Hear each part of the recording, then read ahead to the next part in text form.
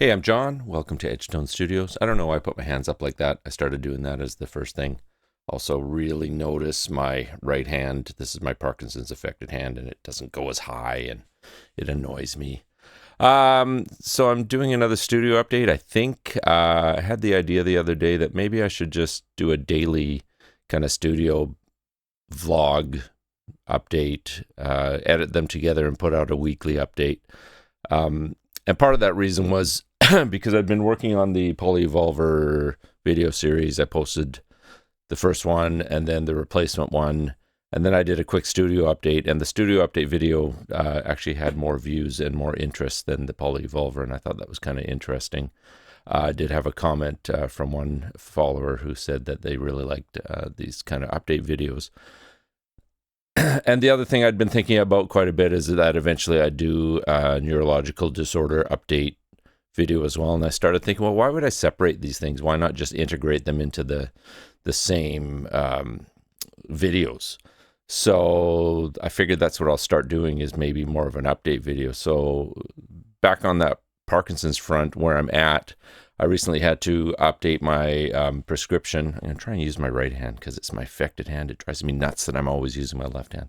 I was updating my prescription. It had finally run out from the one that the doctor had prescribed to me. He wasn't my primary neurologist.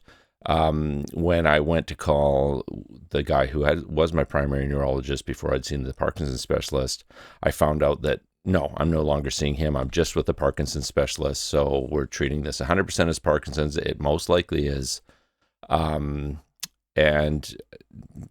I was kind of hoping I'd have both just so I'd have two perspectives for a while, but I can understand that stresses the medical system a little bit more. So generally, I've been doing pretty well, but I did have COVID again in August after I came back from Gen Con. I had it for a week. I did find that my overall symptoms seemed to ramp up after that again, because the first time I really was affected and starting feeling like there was something really wrong with me as opposed to just a sore shoulder was after a bout of COVID last year. And in general, I think the way I would phrase it is if previously my days were ranging between 1 for severity and maybe a 6 out of 10 for severity, now, and an average maybe around 3, now it's sort of ranging between a 2 and a 6 with averaging around 4. So everything's kind of ramped up. The worst days haven't seemed to get worse, but I'm getting sort of more of them. Last couple of days have been pretty good. My movements have been pretty fluid. I'm doing some work in the backyard, putting some paver stones down on our patio to extend it a little bit. My walking, my arm has been swinging a little bit better, but it drives me insane that my arm won't move when I walk. I'm stumbling a bit more on my right side. It's frustrating, but I accept that this is my future life that I'm living through, this slow degradation of my body. And I really want to just be doing music and techie stuff and playing role-playing games and all that stuff I'm really into. So I'll keep doing those things while I can do them and hope that the declination, is that degradation? The onset of my symptoms isn't too rapid. So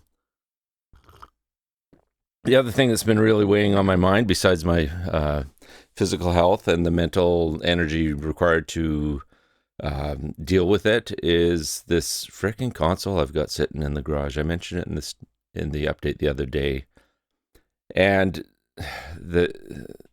where I'm sitting with it is that I don't want to move it in and hate it, but I don't want to move it along never having had tried it. So, and it's going to be a pain to move in here. It's going to be like a bunch of people who are going to complain about having to haul this thing up the steps and bring it in here that I'll somehow rope into helping me and then get it into place, and then all the setup and commissioning just to make sure it's working. So I came up with an idea. I think what I'm going to do is get some cables made up by someone else to my two-shield connectors, because I don't feel like doing all that. I'll pay for it to be done.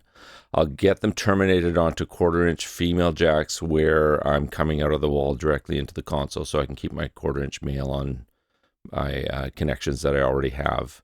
I'll do some of them as 1/4 inch male so I can use the patch bay for a few of the runs so that I have some ability to reroute, say, keyboards at the back to different parts of the board. Well, maybe not keyboards, but my spare outputs, like I've got spare outputs at the back of the control room and stuff like that. And if they're not routed into something through a patch bay, there's no way to get them into the board.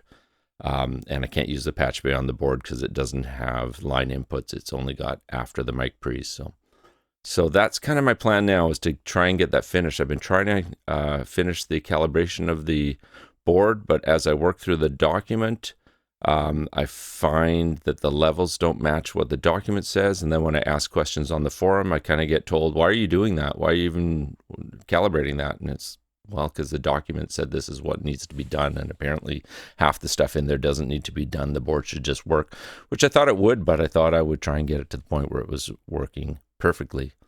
The other thing that's kind of driving me nuts are my synthesizers. So I swapped out my Sub 37 for a Matriarch. My Sub 37 is up for sale. I've taken it into the local music store for consignment because I thought I might get a little bit better response that way.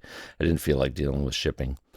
And after bringing the Polyevolver beside me and having so much fun exploring it and playing with it again, I realized how much that 4-tier system really detracts from being able to work on the upper synths. And I really am trying to think of a way to not clutter my studio, but move those synthesizers so that there's only 2 per level. So maybe have 2 levels side by side going behind the wood there or off to the side. How would I do that with the wall-mounted racks I already have? Do I really want to do that? Should I just leave it? And then the other question that is constantly plaguing me is, do I just have too many and should I have fewer? Would it be simpler if I had fewer? I need fewer connections. I don't have to use all the connections I've built in.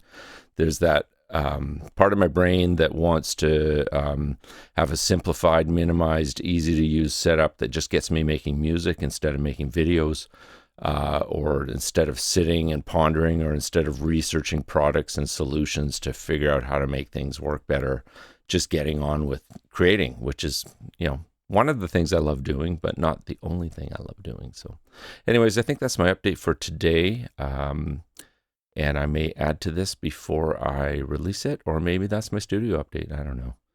Anyways, thanks for watching. Thanks for listening. Let me know if this is the type of thing you want to hear about how my brain works while I'm working through studio stuff. I think there's one more thing I want to add, which is the other thing I've been thinking about a lot lately, is how much I'm not producing other bands in here right now. And I think I really want to get on with that. And to do that, I want to have my setup finished. I don't want to have the console as a question mark in the middle of working through some sessions and then going, oh, I could move the console up next week. Oh, no, I can't, because I've got some music on the go and I got to get the mixes done and whatever. I just want to have that finalized. So that's also weighing on my mind. Anyways, I'm rambling. Thanks for watching.